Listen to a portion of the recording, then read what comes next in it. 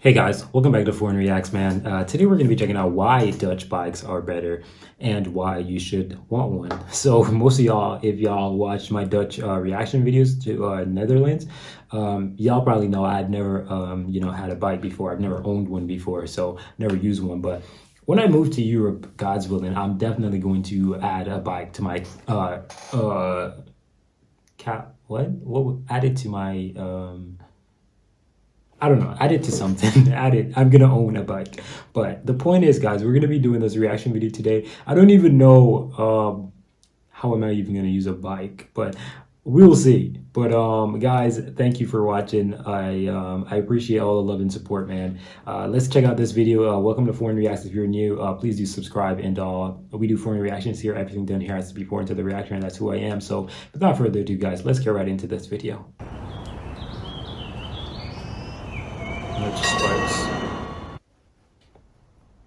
This is our Dutch bicycle.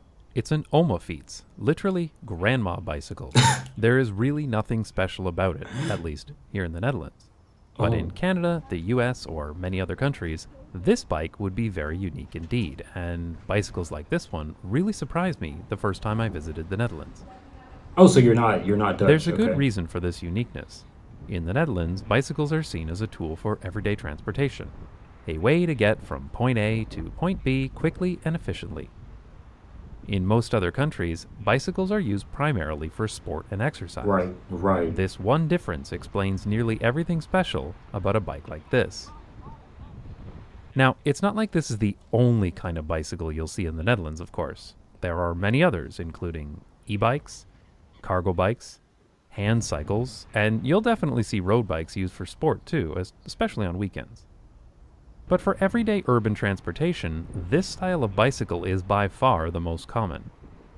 So what makes this bicycle so different from what you might be used to? Well, the primary difference is that this is an upright bicycle. It's built to ride in an upright sitting position. Okay. This is an inefficient position that will not transmit maximum power into the crank during a pedal stroke, plus it's totally not aero. But who cares? What the upright position does provide is comfort. The handlebars on this bicycle are high up and swept back, making it extremely comfortable to ride. Oh, so you don't have to... On this kind of bicycle, you almost pull up and back on the handlebars rather than putting any weight on them. This is just a more comfortable way to sit on a bicycle, and the design is very similar to the original safety bicycle developed in the UK in the late 19th century. Sitting upright also makes it easier to see what's going on around you, which can be safer when cycling in busy urban environments with lots of other people around.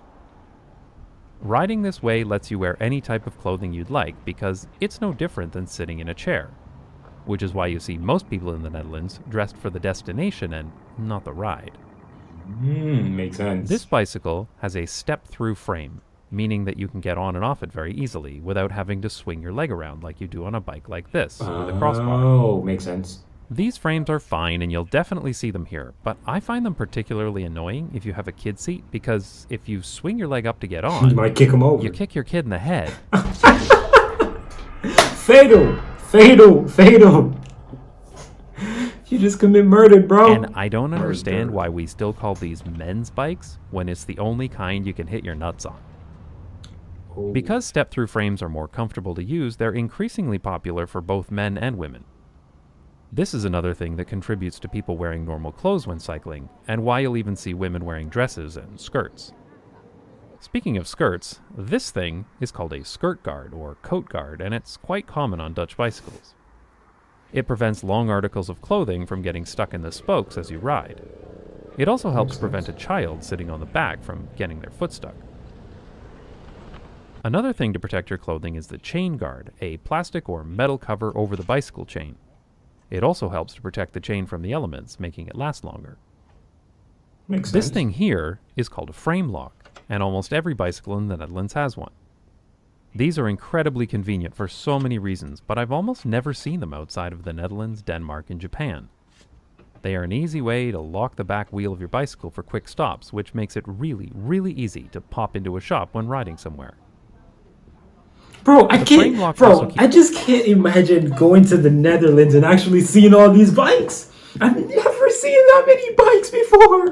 I'd be so amazed, bro. I just have to. Most people be telling me, bro, you have to travel. You need to travel. You need to go, go, go, go, go, go, go. I need to, bro. Just imagine that experience, bro. You're like, one, two, 10, too many bikes right here. What? That's a lot of bikes. I actually am excited to actually have an experience like that, bro. Just to see that.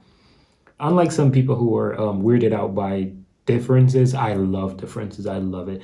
I love learning about people's differences and what makes that country and that person unique. It's a blessing, bro. Don't hate. Your key inside as you ride. You can actually buy frame locks that don't do this, but I really like the key retaining feature. This is a small detail, but it ensures that your bike keys are always with you. That being said, I have been known to accidentally hit the key with my leg and bend it like this. Ooh. Oops. Also, while there's a lot of space for the locking mechanism in the wheel, I seem to hit the spoke far more often than you'd think. I should have gone into neutrino research. When this lock is engaged, you can't ride the bicycle, but you can, of course, just pick it up and walk away with it. So if you want to ensure that your bike is still there when you return, it's best to bring a chain lock with you as well, and most people do. If you see bikes locked only like this, it's probably because the owner considers their bike too crappy to steal. A slight variation on this is a frame lock with a chain lock integrated, giving you 2 locks with 1 key. Interestingly, U-locks, by far the most common locks in North America, are not seen very often in the Netherlands. Probably because it's difficult to get close enough to something to lock to with so many other bicycles around. Another feature you'll see on almost every bicycle in the Netherlands is both front and rear fenders. This makes sense in a country where it rains all the time. Fenders are not considered an optional add-on here. Right. What's also included is a kickstand. Almost every bike comes with one. Over the fender, you'll usually find a rear rack, though some bikes have a rack on the front.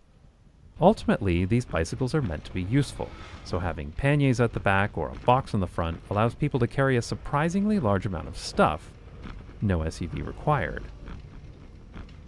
Rear racks in the Netherlands are also built strong enough to carry another person, which you see quite regularly. Really?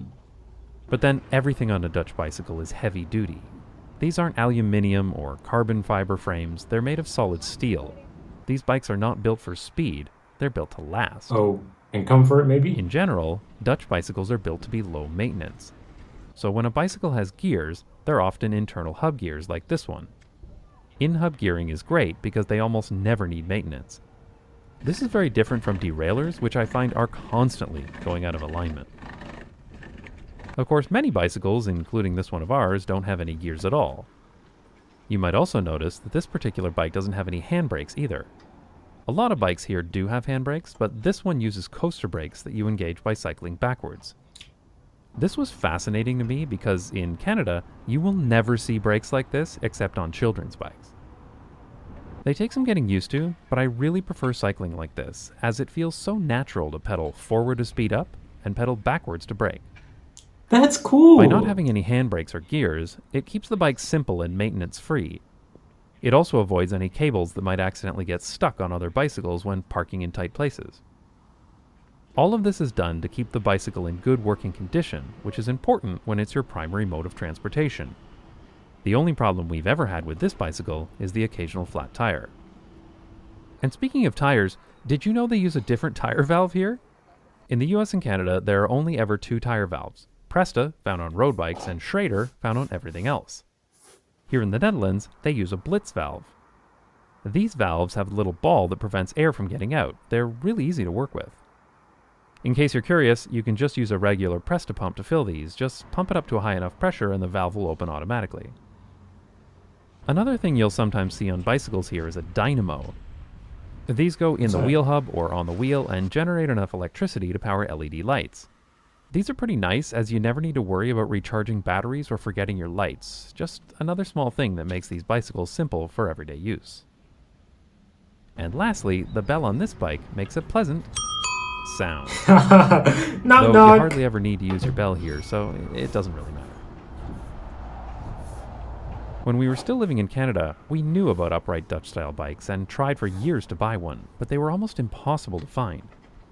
This photo sums up the situation in Canada. A Yeah. selection of bicycles supposedly for commuting with nothing but sporty hybrids and road bikes. They don't even come with a rack, fenders, or kickstand. Maybe there are more bike shops with upright bicycles today, but when we lived in Toronto, there was only one shop that sold them, and the next closest was over 50 kilometers away. Here in Amsterdam, I can't swing a pair of clogs without hitting a dozen bicycle shops that sell functional, practical bicycles. Right. Bicycles that are designed for transportation, not sport. One group, in Winnipeg, Canada, got so frustrated trying to find practical urban bicycles that they started importing new and used bicycles from the Netherlands. They call themselves the Plain Bicycle Project, and they're regularly receiving shipping containers full of bicycles from the Netherlands. So, to my Dutch viewers, when you're finished with your bike, please consider donating it to needy families in Canada. It's so great You're to have rude. bicycles that aren't for sport.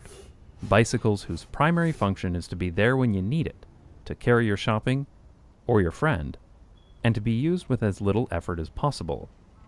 No special gear or costume changes required. This is a point that's often overlooked because while it's obviously important to have safe streets and cycling infrastructure, it also So makes a much difference to people. have easy access to practical, low-maintenance bicycles like this one. Living in Amsterdam, I know that when I need to go somewhere, taking a bicycle will usually be the fastest and most convenient way to get there. But it's also important to know that I won't have any problems either, because of our old, clunky, rusty, beat-up, comfortable, reliable Y'all ain't gotta worry about no gas prices. Y'all ain't gotta worry about nothing. Oma feeds. I'd like to thank my supporters on Patreon who Nah, go nah, man. Hey, that's really beautiful. Either ways, guys, I'm out of here, man. On to the next side. Peace.